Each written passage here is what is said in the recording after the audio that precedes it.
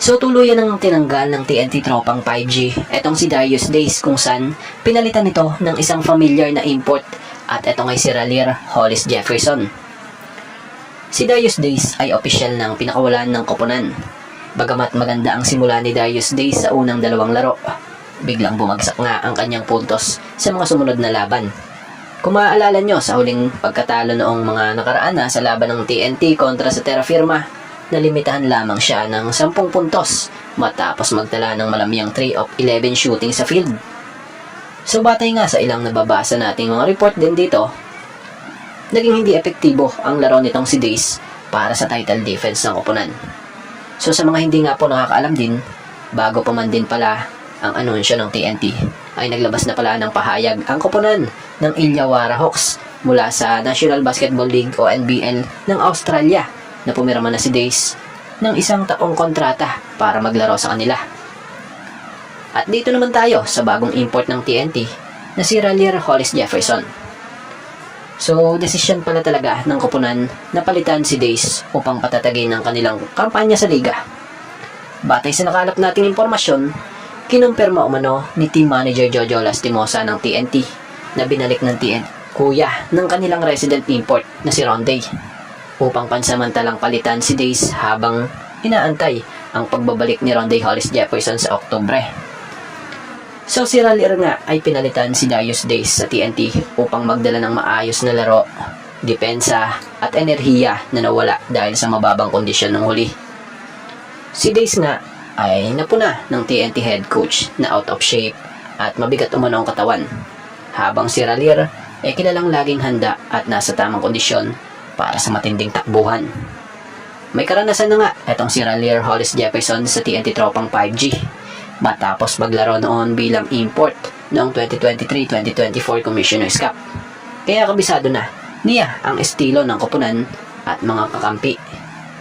So sa pagdating or pagbabalik muli nitong si Raleigh sa TNT, magdadala siya nga ng dagdag na sigla sa depensa, rebounding, at pagpapatakbo ng bola na mas makakatulong nga sa mga lokal gaya nila Reynang Batak at Roger Pugoy. So unang-una, maraming fans nga ang hindi naniniwala sa kakayahan ni Jeremiah Gray dahil raw nawala na yung dating laro nito.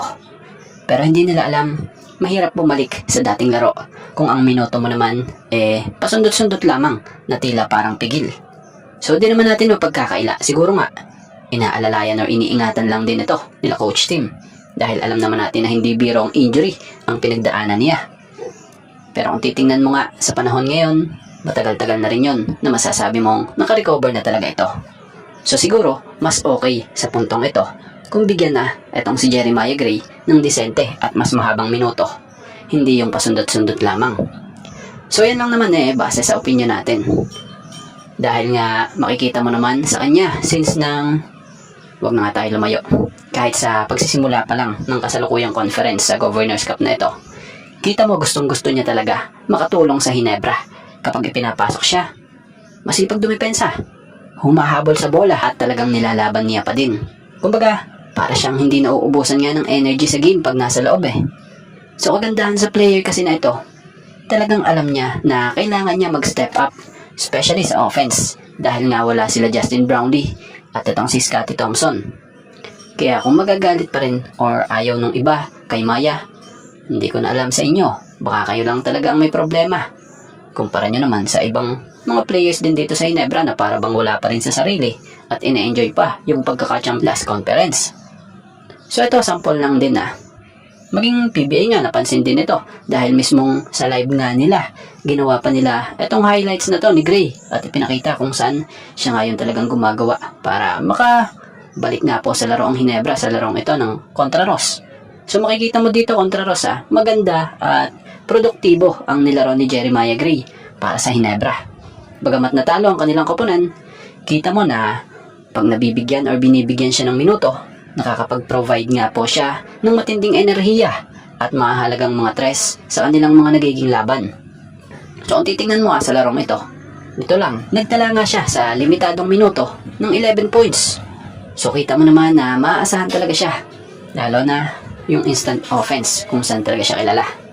So yun, kita mo talagang aktibo pa rin talaga siya sa pagpapakawala ng mga tres sa mga laro ng Hinebra. So kagandahan sa kanya yung depensa pa, sobrang dikit niya dumipensa at madalas niya nga po nagagawa yung pag-steal ng bola. Kaya naman sana, more minutes talaga ang mabigay kay Maya o Decente na mas mahabang minuto. Dahil kung magkakaganon nga, malaking impact ito sa kampanya ng Hinebra, lalo't energetic wing contributor at deep threat of the bench din ito talaga dito sa Hinebra.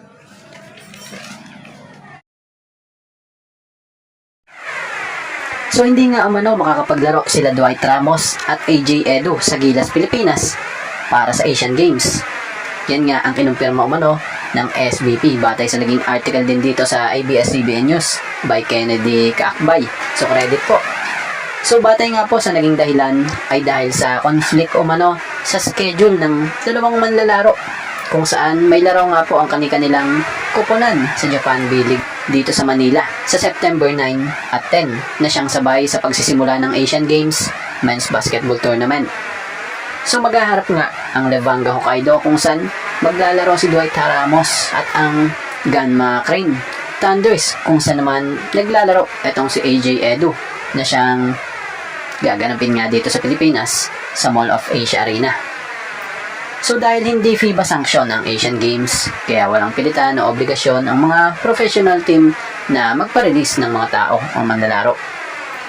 So sa kabila ng pag-aanunsyo na hindi paglalaro sa Gilas Pilipinas nila AJ Edu and Dwight Ramos for Asian Games, siya namang kasama sa pinalawak na pool ng Gilas Pool ng Samahang Basketball ng Pilipinas ang mga pangalan o bagong pangalan sa Gilas gaya nila Brandon Bates and Cedric Bayfield. So batay sa update ng Fast Break, credit po sa isa sa nabanggit ni Miss Erica D. Credit po bilang paglilinaw.